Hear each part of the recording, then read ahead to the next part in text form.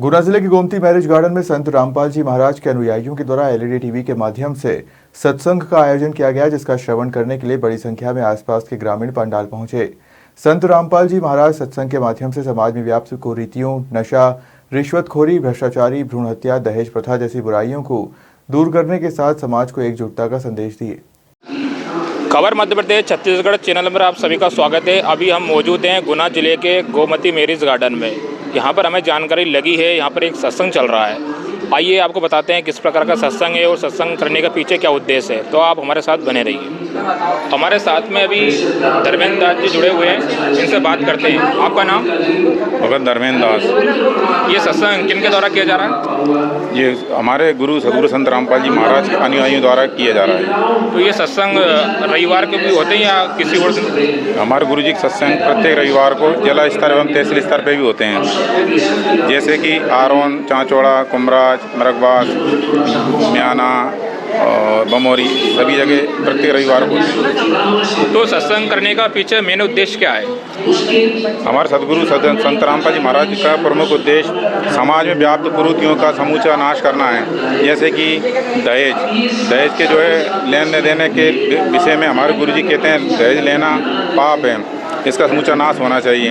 समाज में प्राप्त कुरीतियाँ जैसे जुआ खेलना, सट्टा खेलना है और नशा करना, आपने देखा हो जिस प्रकार प्रशासन द्वारा मुहिम चलाई जा रही है, इसी प्रकार हमारे सदगुरु संत रामपाल जी महाराज के द्वारा पूर्व से ही उनके अनुयायियों द्वारा किसी प्रकार का ना तो नशा किया जाता है और ना ही जो है किसी प्रकार जुआ सट्टा खेलना तथा दहेज लेना देना बिल्कुल निषेध है उनके अनुयायियों का।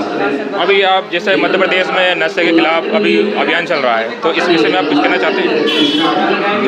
देखा है जी आपने, नशा जो है अगर पूरे परिवार में एक व्यक्ति भी नशा करता है तो वो परिवार की सारी खुशियों को निकल जाता है।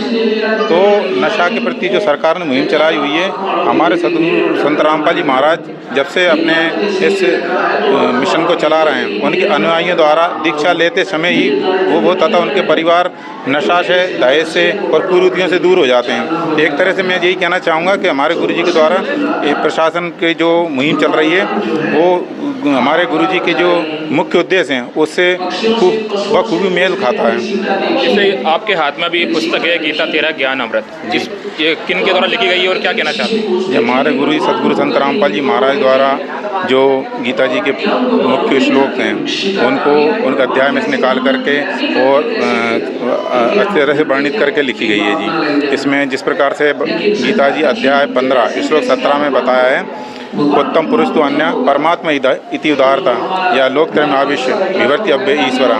इस प्रकार गीता ज्ञानदाता ने अंदर अध्याय के श्लोक 17 में कहा है कि उत्तम पुरुष तो कोई अन्य ही है।